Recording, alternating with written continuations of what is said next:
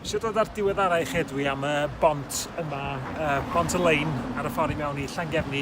Pont rheilffordd ydy hi, rheilffordd sy'n mynd o Gaerwen i Amlwch. Rwan mi nath na lori hitio'r bont yma, rhai misoedd yn ôl, dydy'r bont ddim wedi cael ei ail-adeiladu. Ond gyda chi ddeitha chi beth yw'r broblem. Dych chi'n gwybod bod fi'n gefnogol i ail-agor rheilffordd rhwng Gaerwen ag Amlwch. Dwi'n meddwl bod o'n dda i dwristiaeth, dwi'n meddwl bod o'n dda ran cyswllt economaidd i ogledd yr ynys. Be sy'n ar fi'n digwydd ydy bod cwmni rheilffordd Canol Môn ar fi'n cael lys i redeg yr rheilffordd yna.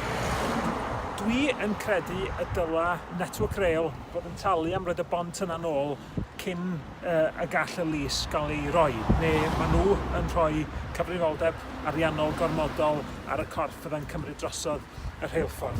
Dwi'n sgwennu esbeneithiad Network Rail a Llywodraeth Cymru i wneud y pwynt yna. Mae yna nifer o bethau bydda Network Rail yn ei wneud cyn rhoi'r lys. Dyn nhw ddim eisiau talu am y bont yma, dwi'n credu y dylen nhw, felly mi ddylen ni bwyso am hynny. Gair sydyn am bobl sy'n credu mae llwybr beics ddyla fo fod.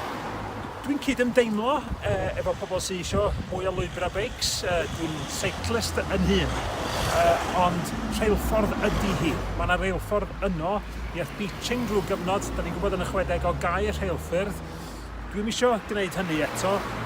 Mi ddylan bod ni'n gwarchod y rheilffyrdd sydd ganna ni rwan. Mae yna rheilffordd yn fyna'n barod, wrth gwrs, i gwarchod hi ar gyfer y posibiliadau o agor y rheilffyrdd hynny yn y dyfodol. Fel ydych chi'n gwybod, dwi yn credu bod yna sgôp i ail-agor y rheilffordd fendigedig yma ar draws Ynys Môn.